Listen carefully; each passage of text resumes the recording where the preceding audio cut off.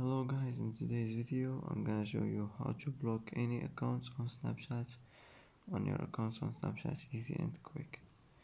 First, uh, choose any one of your shots, hold on it like this, and now click manage friendship, and here you will find block. Click on it, and here just click block, and this will be blocked. And that's how to block anyone you want on Snapchat easy and quick. And that's it for today's video. If you like this video, don't forget to like and don't forget to subscribe. I hope this video is helpful for you, and thanks for watching until the end, and see you in the next video.